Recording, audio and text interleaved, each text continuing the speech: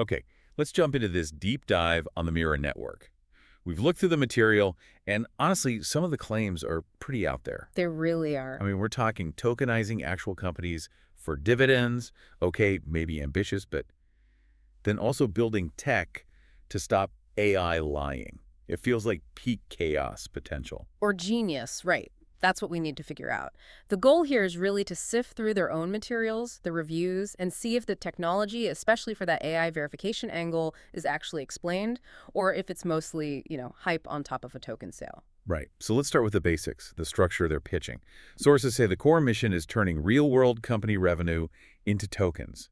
Users become like shareholders, earning dividends. And they built their own blockchain for this called Mira 20. It's supposed to handle the revenue sharing, staking, governance, the whole ecosystem. And that ecosystem uses their own coin, Mira, plus they're planning a stablecoin, Lumira. Exactly. But let's connect that back to the big AI claim. The idea supposedly is that this Mirror 20 chain provides some kind of immutable infrastructure for verifying AI information. Okay, but how? That's the thing. The how is completely missing from the sources. How does a revenue-sharing blockchain suddenly become a truth engine for large language models? It's a huge gap in their technical story. Yeah, that's where the questions really start piling up. Yep. And then you look at the tokenomics, the financial side. They mention a potential total supply of 1 billion Mara tokens. Uh-huh. But the initial circulation figure is tiny, something like 19.12%. And that low initial float is interesting. It gives them, the core team presumably, massive leverage. Options for future dilution down the line. If the price goes up, they control almost 80% of the supply they can release. Suggests a lot of centralized control, even if they talk about governance plans. Absolutely. And how you get these Mira tokens. They call it mining. Right, but the reviews are clear. This isn't crypto mining as we know it. No proof of work, no real staking in the traditional sense.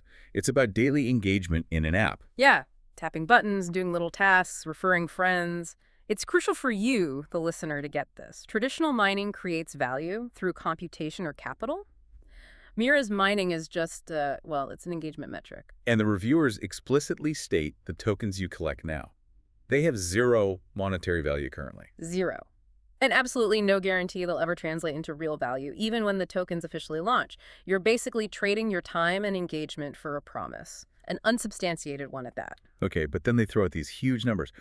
Over 4 million users, they claim. 19 million queries processed weekly. Billions of tokens touched daily. Dizzying numbers, yeah.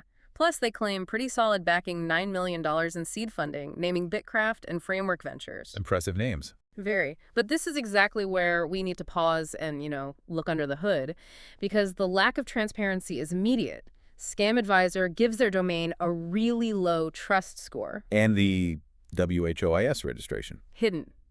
Completely obscured. Okay, hang on. For someone maybe not deep into cybersecurity, why is hiding the WHOIS such a big deal? Oh, it's a classic red flag. WHOIS is public data, who owns the site, how to contact them. Hiding it suggests you don't want to be easily identified or held accountable. It's common behavior for fly-by-night operations. You need transparency in finance. And that lack of transparency seems to extend to user experience too. Yeah. We're seeing reports, complaints, emails ignored, support tickets just vanishing. Right, and responsive support, yeah. Yeah. And even transactions within the app that feel like phantom entries. They don't seem to connect to anything real.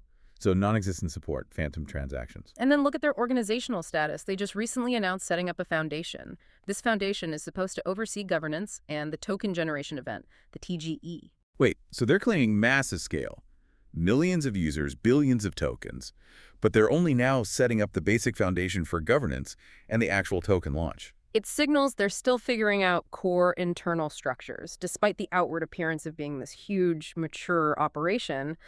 And critically, there's no independent audit. None. Verifying user numbers, query volume, financial status, funding claims. Nothing. Okay, so let's try and wrap this up for you listening. The Yeah. vision Mira presents: AI verification, blockchain revenue sharing. That sounds amazing, very ambitious, and the funding claims grab attention. But the reality on the ground seems very different. Everything crucial, how the AI verification works, basic customer support, independent audits, it's all opaque.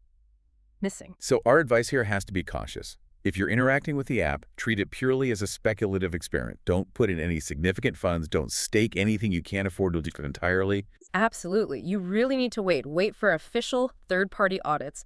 Wait for absolute clarity on how and when the token launches. And most importantly, wait for actual proof that the points or rewards you're mining convert to real, verifiable monetary value. Right now, it looks like a really compelling promise, but it seems built almost entirely on, well, faith in unverifiable claims. Mm-hmm. Which brings us to our final thought for you to chew on. Given this huge gap between Mira's claimed user numbers and engagement, and the fundamental lack of any external proof or verification, Yeah. how long can any project, crypto or otherwise, sustain that kind of massive user base purely on the promise of future value, without ever demonstrating concrete proof of concept or financial stability? Something to think about. We'll catch you on the next deep dive.